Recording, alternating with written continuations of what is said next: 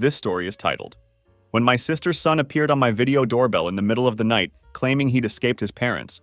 I let him in without hesitation, vowing to protect him, until my phone exploded with 21 missed calls from his dad the next morning.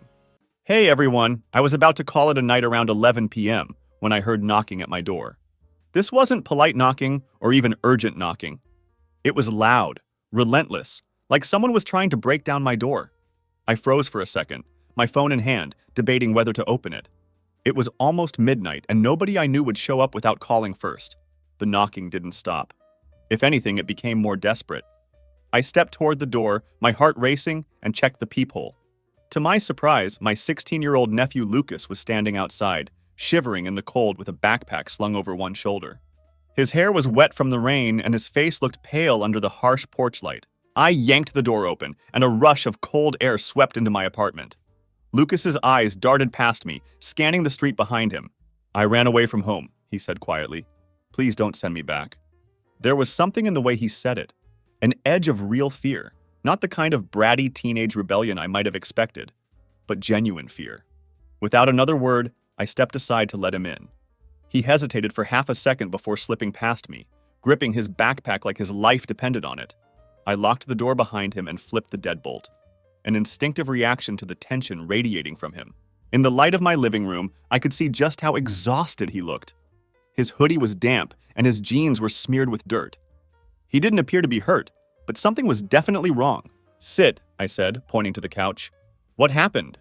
He shook his head and stared at the floor. Can I just stay here tonight? Of course, but Lucas, your parents. No! He cut me off, his voice sharp. Then softer, don't call them, please. Alarm bells started going off in my head. My brother Thomas wasn't the warmest guy in the world, but I'd never thought he was abusive. His wife Melissa was strict with Lucas, but nothing that had ever seemed extreme. So why would Lucas show up like this in the middle of the night, terrified of going home? I sat across from him, watching as he rubbed his hands together, his fingertips red from the cold. Are you hurt? I asked. He shook his head. Did someone hurt you? After a pause, he said, It's not safe there anymore. A chill ran up my spine. I reached for my phone. I just need to... Don't! Lucas jumped up from the couch, his eyes wide with panic. Please don't call them! I hesitated, my thumb hovering over Thomas's contact. Lucas, I can't just... I tried calling them earlier, he interrupted. Their phones just kept ringing. Something's wrong. I dialed anyway. The phone rang and rang, but there was no answer. I tried Melissa next, but her phone went straight to voicemail. Lucas let out a shaky breath, as if he already knew what would happen. I leaned back in my chair, watching him carefully. You want to tell me what's going on? Another head shake. All right, he wasn't ready to talk, and pushing him wouldn't help. I decided to switch gears. Have you eaten? I asked. When he shook his head again, I went to the kitchen and heated up some leftover stew. I placed the plate in front of him, and after a moment's hesitation, he dug in, eating like he hadn't had food in days. I let him eat in silence, taking the opportunity to observe him more closely. His backpack was half unzipped, its contents partially visible. Clothes, a flashlight, and something else that caught my attention. A thick stack of cash wrapped in a rubber band. My stomach tightened, but I didn't say anything. Not yet. I just watched him, noticing how he kept glancing at the windows, flinching when cars passed outside, his leg bouncing nervously. Finally, I spoke up. Where did you get the money? He froze, his spoon halfway to his mouth. He set it down slowly. It's mine. That's a lot of cash for a kid to have. He didn't respond. Before I could press further, my phone buzzed with a call from an unknown number. I frowned but ignored it, figuring it was probably spam. Lucas stiffened, his fingers gripping the edge of the table. If you get a call from a blocked or unknown number, ignore it, he said. That's how they track people. His words made my skin crawl. I tried to keep my voice steady as I asked, Lucas, what exactly are you running from? He swallowed hard. They found me. I didn't understand at first, until I heard it. The softest sound outside, footsteps that were slow and deliberate. Someone walking along the sidewalk. I stood up and moved to the window, careful not to move the blinds too much. There was a man standing beneath the streetlight just outside my house. I couldn't see his face from this angle, but he wasn't moving, just standing there, watching. I heard a sharp inhale from behind me and turned to see Lucas, his face pale, eyes locked on the figure outside. Is that... I began. I don't know, he whispered. I looked again, but the man was gone. The street was empty, the night silent. Lucas wrapped his arms around himself, shrinking into the chair. "They know I'm here," he said quietly. A sick feeling twisted in my gut. I had no idea what I'd been pulled into, but one thing was becoming increasingly clear. Lucas wasn't running away on some teenage whim. Something was very wrong. I woke up to quiet movement in the kitchen. The house was still dim, with early morning light barely coming through the curtains. I got up and moved cautiously toward the kitchen, half expecting to see Lucas still asleep on the couch. Instead, he was already awake, sitting at the table, staring at an untouched piece of toast. His fingers were drumming lightly against the wood, and his eyes flicked up when he noticed me. It looked like he hadn't slept at all. I immediately checked my phone. Still no calls or texts from Thomas or Melissa. This wasn't normal. Even if they were angry or worried, they would have called by now. Something was definitely off. Lucas watched me closely, like he was waiting for me to say something. I took a seat across from him and dialed again. Thomas's number went straight to voicemail. I tried Melissa next. Same thing. I tried a third time, listening carefully for any sounds of relief or worry from Lucas, but there was nothing. He just sat there, silent. I set my phone down and leaned forward. "Still no word from your parents." Lucas nodded but didn't say anything. I waited, but it was clear he wasn't going to speak up on his own. "Are you ready to tell me what's going on?" I asked. He hesitated, his fingers curling into the sleeves of his hoodie. Something changed at home. That's all he gave me. No details, no explanations. I glanced at his backpack, remembering the thick stack of cash I'd spotted the night before. "The money," I said. "Where did you get it?" His jaw tightened. "I had to take it." I studied him for a second, waiting to see if he'd say more. He didn't. But the way he said it, the way he held himself, it told me there was more to the story. He wasn't acting like a kid who had grabbed some cash and bolted for fun. He wasn't being rebellious or smug. He was scared. I exhaled and stood up. "We're going to your house." Lucas's head snapped up. "No! I need to check on your parents," I insisted. "If you're not telling me the whole story, I need to see for myself." He clenched his hands but didn't argue further. The drive over was quiet. Lucas stared out the window, his knee bouncing nervously the entire time. When we pulled up to their house in the Oak Ridge neighborhood, I immediately noticed something was off. Both cars were in the driveway, but the house looked wrong. The curtains were drawn, but I could see through a small gap that the living room was a mess. The coffee table was knocked over, with papers and books scattered across the floor. This wasn't normal mess. It looked like someone had searched the place in a hurry. I knocked on the front door. No answer. I knocked again, louder this time, but was met with silence. I tried the doorknob. Locked. I called their names and listened for any movement inside. Nothing. I stepped back, my gut twisting with unease. Lucas was gripping my car door, watching with wide eyes. That was it. I wasn't waiting around anymore. I pulled out my phone and called the police to request a welfare check. When I told Lucas what I was doing, he went rigid. "You just made it worse," he muttered, his voice shaking, fingers digging into the fabric of his hoodie. "They'll know." "Who?" I asked, but he wouldn't answer. Minutes passed, and the air felt thick with something I couldn't name.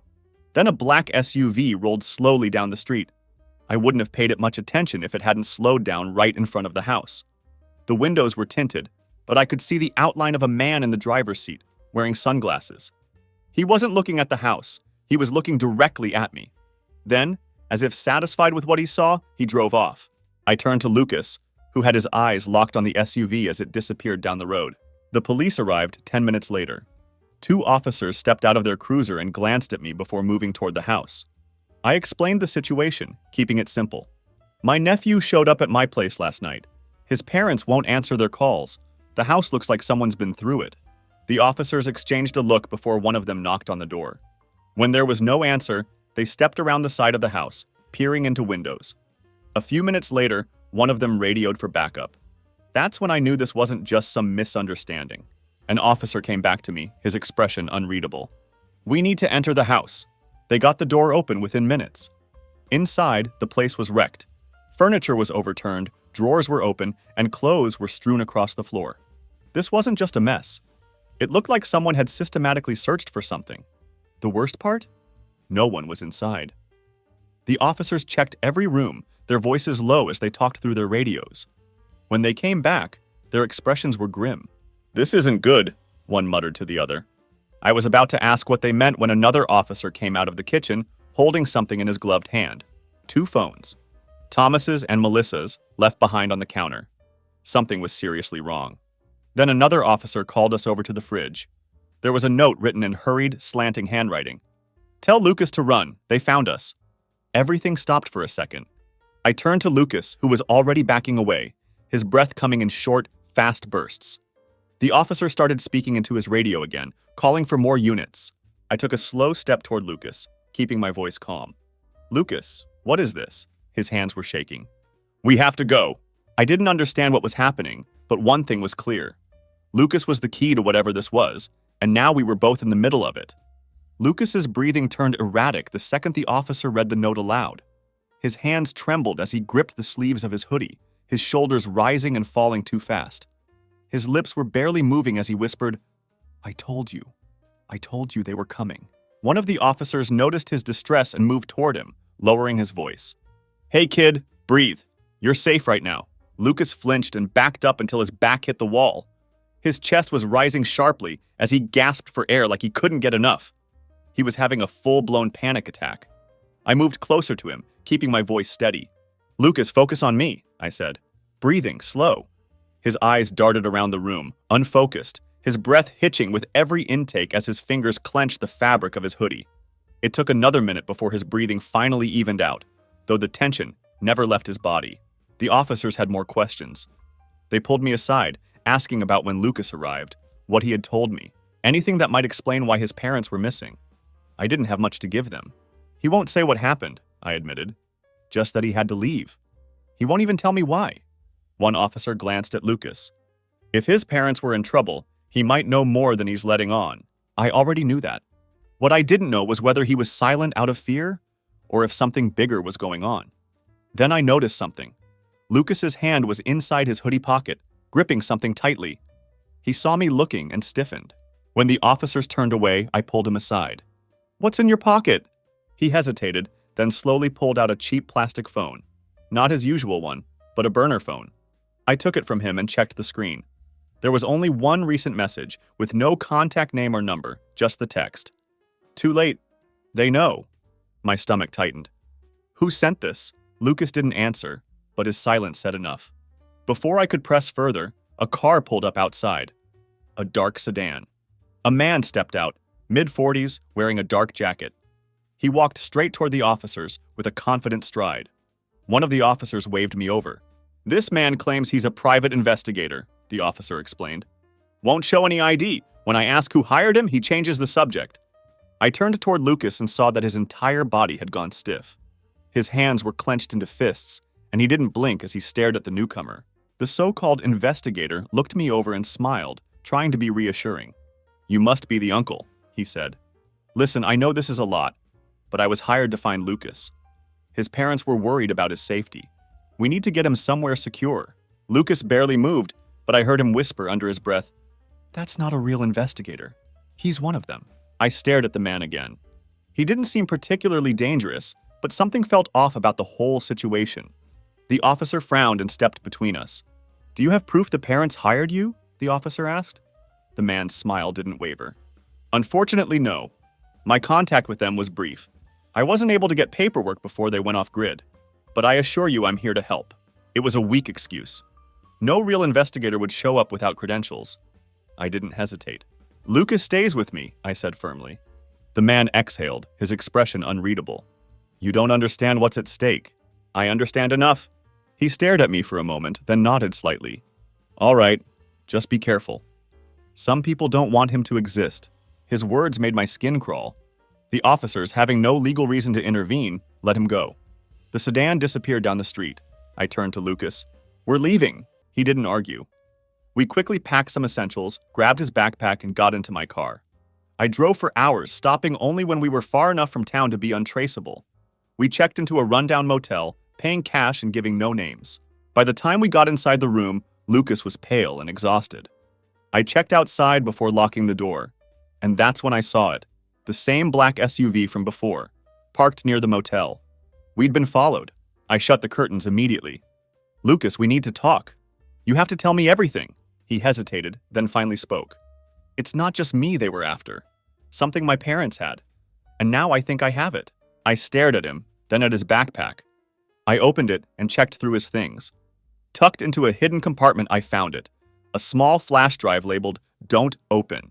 The motel room was silent except for the hum of my laptop as I plugged in the flash drive. I didn't expect much, maybe family documents or financial records. But the second the files loaded, I knew this was something else entirely. Most of the files were locked behind encryption, completely unreadable without a password. But there was one accessible folder labeled Evidence. I clicked it open. Inside was a single video file. Lucas hovered over my shoulder as I clicked play. The screen flickered, and then there they were, his parents. Thomas sat in a dimly lit room, his face pale and tight with fear. Melissa paced behind him. Thomas leaned toward the camera and whispered, "If you're seeing this, they got to us. Do not trust anyone. Keep running."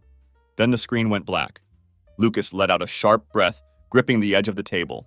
His whole body trembled, but he didn't cry. He just stood completely still, frozen in place. I scrolled through the files again, looking for anything else that might give us a clue about what was happening. There was one unencrypted document. I opened it and found a list of names, account numbers, and large transactions moving through offshore accounts. One name stood out immediately, Victor Whitmore. I knew that name. Thomas's business partner, a wealthy investor I had met at a few family gatherings. He had always seemed polished and professional. But here his name was attached to transactions worth millions, moving through multiple countries. Before I could say anything, a knock echoed through the motel room. Not a casual knock, but hard and demanding. We both froze. Lucas's breath hitched. I moved slowly to the window and lifted the curtain just enough to see outside. It was the man from before, the so-called private investigator standing at our door. His knocking turned into pounding. I shut the laptop, grabbed Lucas's arm, and kept my voice low. "We need to go. Now." He didn't ask questions, just grabbed his backpack and followed me to the back door. The second we stepped into the alley behind the motel, I heard the door handle rattle. They were trying to get in. We ran.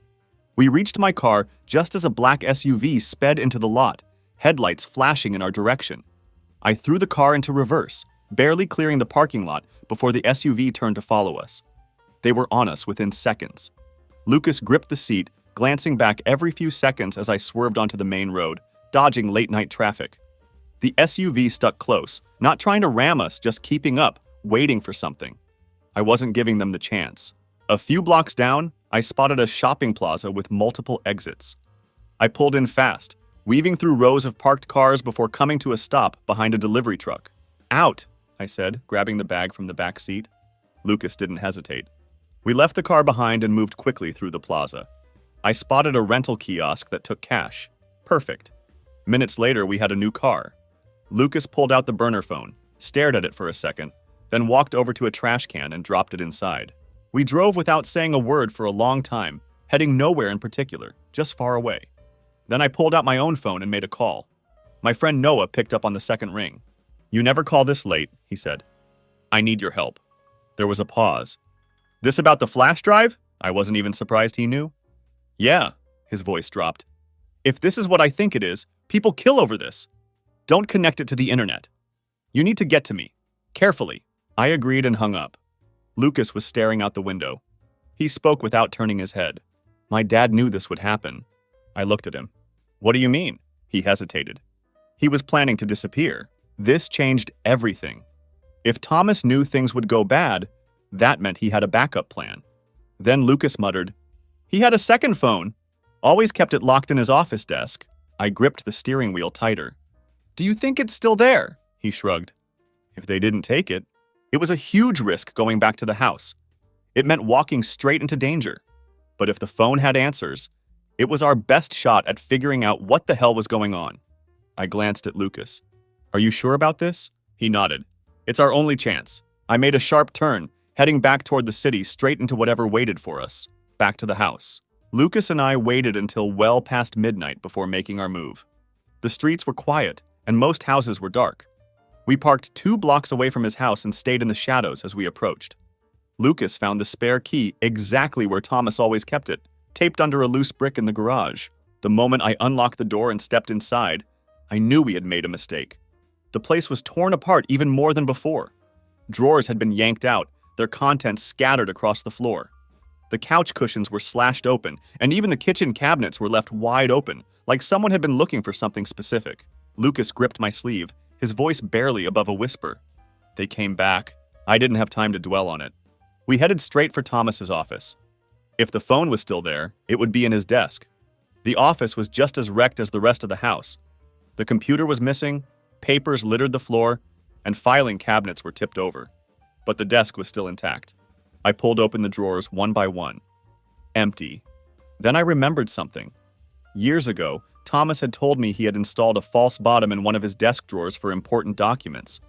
If whoever ransacked the place didn't know about that, they wouldn't have found it. I ran my fingers along the inside of each drawer, tapping lightly until I heard a hollow sound. There it was. I carefully pried open the false bottom, and there sat a burner phone, untouched in its hidden compartment. I grabbed it and shoved it into my pocket. Before I could say anything to Lucas, he inhaled sharply and whispered, "Someone's here." We both froze. Then we heard footsteps, slow, deliberate steps coming from upstairs. Someone was moving toward the staircase. Lucas pressed himself against the desk, his breath shallow. The steps grew louder as whoever it was came down the stairs. I peeked through the gap in the office door just in time to see a figure step into the hallway. A man dressed in a dark suit and gloves, moving with calculated purpose. He wasn't looking around randomly. He already knew exactly what he was searching for. Lucas's grip tightened on my sleeve as the man turned toward the office. I didn't think twice. I grabbed Lucas and bolted for the back door. The moment our feet hit the porch, I heard the man shout something into a radio. A second later, there was the sound of an engine revving up the street, sending ice down my spine. The black SUV had been waiting. I yanked open our car door, barely giving Lucas time to jump in before peeling out of the driveway. The SUV's headlights flared behind us, closing in fast. They weren't just following us anymore. They were hunting us. The streets were empty, giving us no chance of outrunning them in a straight line. They had a faster car. I spotted an alley up ahead, and without thinking, cut the wheel hard. The tires screeched as we veered into the darkness. I killed the headlights and rolled to a stop behind a dumpster. Lucas clutched the door handle, staring straight ahead. We listened as the SUV slowed at the alley entrance. I held my breath. The engine idled as I could see the silhouette of the driver through the windshield, scanning the area. I gripped the wheel tighter. If they turned in, we'd be trapped. Then, after a painfully long pause, the SUV rolled forward and drove away. Neither of us moved for a full minute. Finally, Lucas whispered, "They're not going to stop." He was right. I reached into my pocket and pulled out the burner phone we'd recovered. The screen was cracked, but it still worked. There was only one unsent message sitting in the draft folder. Pinewood, 8 a.m., come alone. I showed it to Lucas, who stared at the screen, his expression unreadable. "What's Pinewood?" he asked. I had no idea, but Thomas had apparently planned to meet someone there. If we wanted answers, that seemed like our next destination. Noah worked fast. I sent him a secure copy of the flash drive, and within hours he called back. His voice was tense, the usual calm edge gone. "This isn't just corporate fraud," he said. "This is government-level corruption." I parked in an empty lot just outside the city, with Lucas next to me, staring at the phone. I put Noah on speaker. "The files show money being funneled through offshore accounts," Noah explained. "But it's not just corporate embezzlement. It's connected to high-level government contracts, defense spending, infrastructure deals, even some classified projects. Your brother's firm was being used as a front." Lucas exhaled sharply. It was starting to make sense. Thomas had been running a legitimate business, not a criminal empire. But now it was clear why they had targeted him. He had uncovered something he wasn't supposed to. Then Noah added, "And I figured out what Pinewood means." Lucas's eyes snapped to the phone. "It's an old warehouse," Noah continued. "Shut down years ago, about an hour outside the city. From what I can tell, it used to be a meeting spot for off-the-record business deals." Silence filled the car. Lucas spoke first. "If my dad is alive, he'll be there. We didn't have much time. Pinewood was our only lead. If Thomas had arranged this meeting, he must have had a backup plan." I looked at Lucas. "This could be a trap." He clenched his jaw. "We have to go." An hour later, we pulled up to Pinewood. The place was completely abandoned. A massive warehouse with rust eating away at its edges and faded company logos barely visible on the side. The front doors hung open, creaking back and forth in the wind. There were no lights, no movement, just an eerie silence surrounding the entire property. I parked a short distance away and carefully scanned the area before we got out. Inside, the air was thick with dust.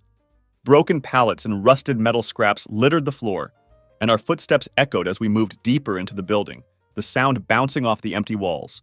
Then Lucas spotted it. A chair, old and splintered, shoved against the far wall. Taped underneath was an envelope. I pulled it free, immediately recognizing Thomas's handwriting before I even opened it. The letter was short. "If you found this, I couldn't make it. They got to us faster than I expected. Protect Lucas. Do not trust anyone." That was all. Lucas stared at the words, his fists clenched tightly. I was about to say something when a sound cut through the silence. Engines, multiple of them. We turned toward the entrance as headlights flooded the warehouse. Several vehicles had surrounded the building. SUV doors slammed, and then a figure stepped forward. Victor Whitmore. He adjusted his suit jacket casually, as if this were just another business meeting. Two men flanked him, their expressions unreadable. Whitmore's smile was cold. "You've made this more complicated than it needed to be." Lucas stepped forward before I could stop him. "Where are my parents?" Whitmore tilted his head slightly. "You don't want to waste time on that question." Lucas's fists were shaking with anger. "You took them," Whitmore sighed. "This isn't personal, Lucas. It's just business. Your father made the mistake of getting involved in something bigger than him. And now, here you are." Then he turned his gaze to me. "Hand over the flash drive, and this all goes away." Neither Lucas nor I moved. One of the men stepped forward, pulling out a gun. This is not a negotiation. The air felt razor thin. Then another car screeched onto the scene. It was Noah. He stepped out holding a laptop under his arm. "Too late," he called out. "I already sent everything to the press." Whitmore's expression didn't change at first. Then his phone buzzed. I could see the moment it hit him. His face darkened with rage. Then everything erupted at once. Gunfire cracked through the air. Noah dove behind his car for cover. I grabbed Lucas and ran for the side exit as more shots rang out, bullets tearing into the metal around us. The SUVs scrambled as men shouted orders to each other. I threw open our car door, barely waiting for Lucas to get inside before flooring it. As we sped away, my phone buzzed with news alerts. Breaking. Government corruption exposed in billion-dollar laundering scheme. The headlines were everywhere. The fallout had begun. I woke up to the sound of my phone vibrating non-stop. Our cheap motel room was still dark, the old curtains barely blocking the early morning light. Lucas was curled up on the other bed, breathing slow and steady. He had barely gotten any sleep the last few days, and last night exhaustion had finally caught up with him. I checked my phone and found news alerts flooding the screen. Breaking. Massive government corruption scandal exposed. Top officials named in billion-dollar money laundering investigation. Victor Whitmore arrested in connection to fraud, conspiracy, and embezzlement. The leak had worked. I called Noah, who picked up immediately. "It's bigger than we thought," he said. "Journalists are pulling at every thread. Politicians, high-ranking executives, even law enforcement officials are tied to this. Whitmore was just the middleman." I glanced over at Lucas, who was still asleep. "And Whitmore? Feds picked him up last night. He's facing multiple charges, but he's not the top guy. Someone else was running this operation, and they're still out there." That last part made my stomach turn. I got up and checked outside through the blinds. The street seemed quiet, but then a familiar sight made me tense. A black SUV parked a few buildings down, its engine still running. Even with Whitmore arrested, someone was still watching us. I stepped away from the window and double-checked that the door was locked. That night, something woke me up. A sound, soft but deliberate, like scratching near the door. I grabbed the lamp, the closest thing to a weapon I could find, and moved toward the sound silently.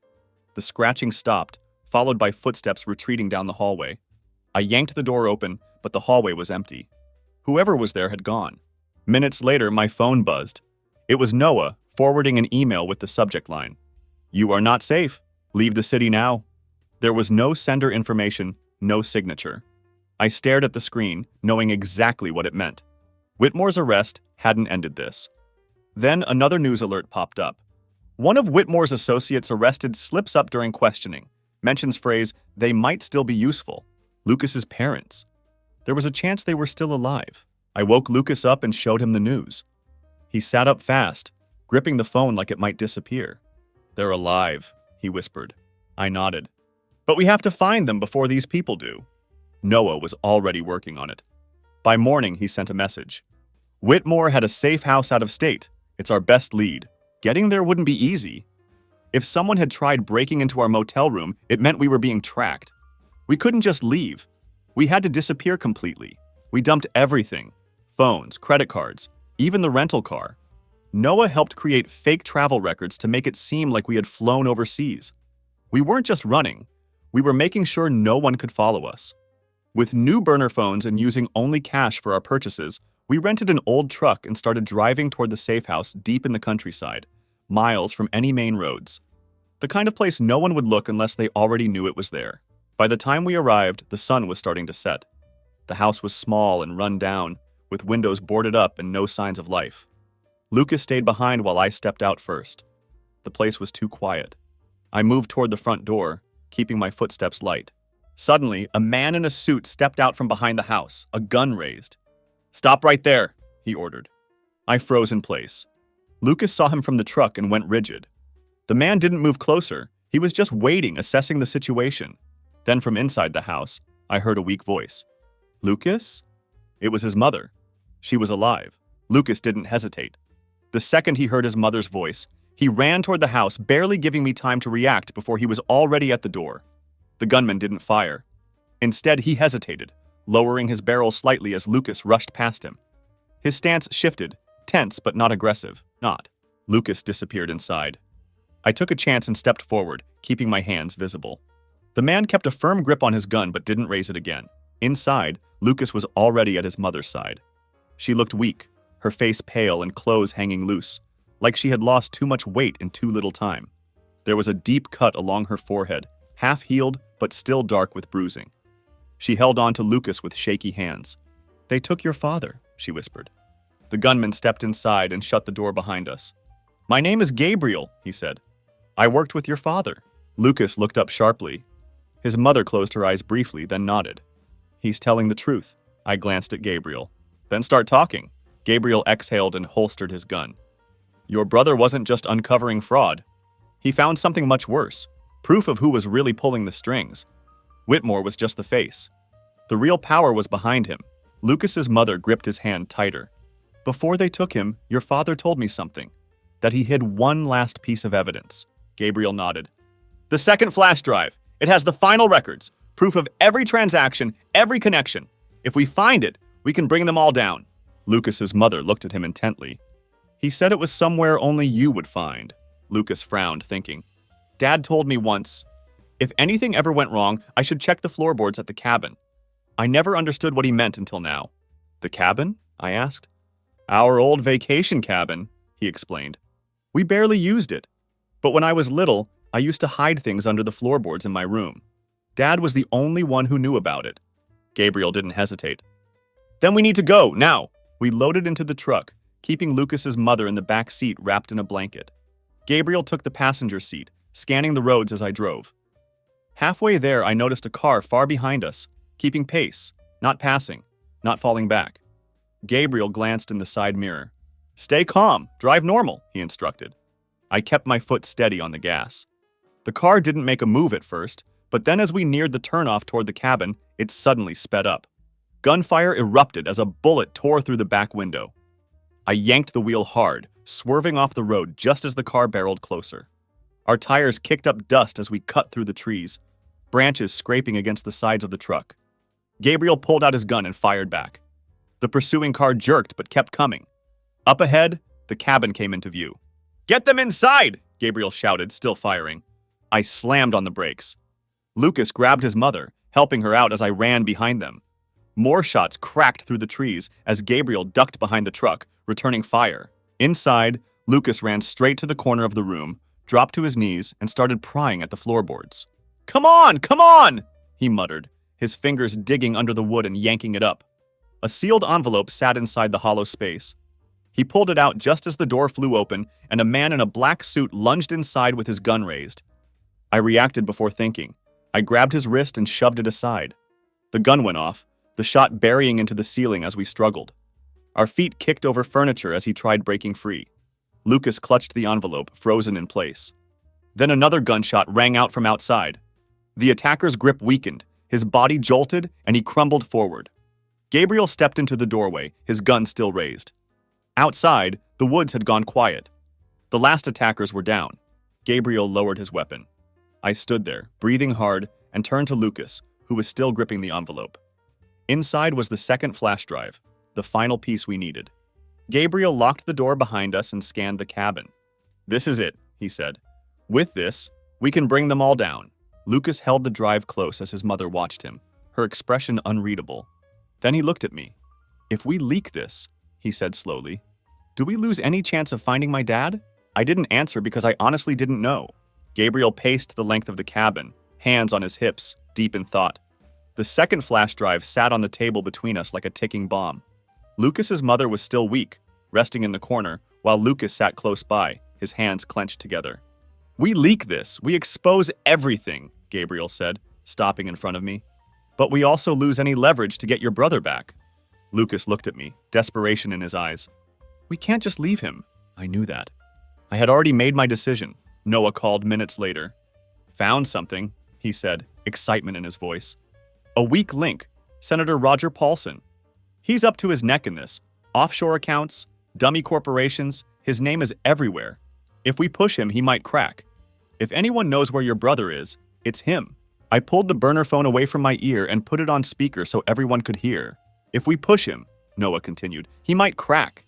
If anyone knows where your brother is, it's him." We didn't have much time. I sent an encrypted message to a private government email, one of Paulson's personal contacts we had pulled from the files. "We have the evidence. We know everything. Give us Lucas's father, or we bring the whole system down." Minutes passed in tense silence. Then a response came through. "Who are you? What do you want?" I sent a single sentence back. "The location. Now." The next response came almost instantly. An address. Gabriel took one look and swore under his breath. "That's a private compound, heavily guarded." I didn't care. "Then we go in prepared." We left before dawn. The drive was tense and silent. Gabriel had a bag of weapons in the back, courtesy of his old contacts. Lucas's mother insisted on coming despite her condition. She refused to be left behind without her husband. When we arrived, we kept our distance, watching from a hill overlooking the compound.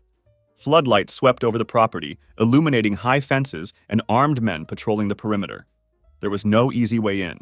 Gabriel checked his watch. "We go in fast, no hesitation." We moved through the trees, keeping low. Noah had hacked into the compound's cameras, giving us a rough idea of where to go. Then we made our move. Gabriel took out the first guard before he could sound the alarm. I followed close behind, keeping Lucas and his mother hidden. We slipped through a side entrance. Inside, it was all concrete and steel, a private prison disguised as a residence. Gunfire erupted behind us as the guards spotted our group. Gabriel and Noah returned fire, clearing a path as bullets ricocheted off the walls. We ran down a hallway and through a heavy door until we reached a locked room. Gabriel fired a single round into the lock, and the door burst open. Lucas's father sat inside, bruised and weak but alive. Lucas ran to him, wrapping his arms around him. "Dad, we're getting you out," he said, his voice steady despite everything. His father gripped his shoulder. "You found it," Lucas nodded. We turned to leave, but a figure stepped into the hallway. One of Whitmore's remaining associates, a tall man in a gray suit with a gun in his hand. "You walk away," he said, his voice calm, "and we let you live." Gabriel didn't hesitate. One shot and the man collapsed. "Let's go," Gabriel ordered. We ran outside, alarms blaring as more men were coming. We barely made it to the car before reinforcements arrived. Gabriel floored the gas pedal, speeding down the dirt road and kicking up dust behind us. No one followed. By the time we reached the safe house, it was over. Lucas's father was weak but stable. Lucas sat next to him the whole time, never letting go of his hand. The second flash drive contained the last evidence we needed. We leaked everything. Within days, the entire operation crumbled. High-ranking officials were arrested, CEOs were exposed, and the corruption ran deeper than anyone had imagined. But with both flash drives now in the public eye, no one could cover it up anymore. Whitmore's empire was gone. Lucas's family had no choice but to disappear. There were too many enemies, too many people who wanted revenge. Gabriel pulled in every favor he had. Within a week, we had a way out. Using real passports that had been marked as lost in the system, they could start fresh somewhere else. The night before they left, Lucas handed me a note. "You saved my life. I will never forget you." I watched them board a plane early the next morning, and just like that, they were gone. I went back to my life, but nothing felt the same. Months passed. Then one evening, an envelope arrived at my door with no return address. Inside was a single note. "We never forget." It's been 2 years since that night Lucas showed up at my door. The scandal is still playing out in the courts, with new arrests happening every few months as the investigation continues to unravel the web of corruption. Whitmore was sentenced to 30 years.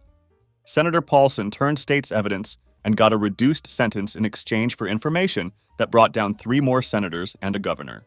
I don't know where Lucas and his family are now. It's safer that way. Sometimes I check the news for any hint about the key players, wondering if the unnamed whistleblowers might one day be revealed. But I know better. Some stories stay buried for a reason. Noah still checks in occasionally. He helped me set up security systems around my house that would make a paranoid tech billionaire jealous.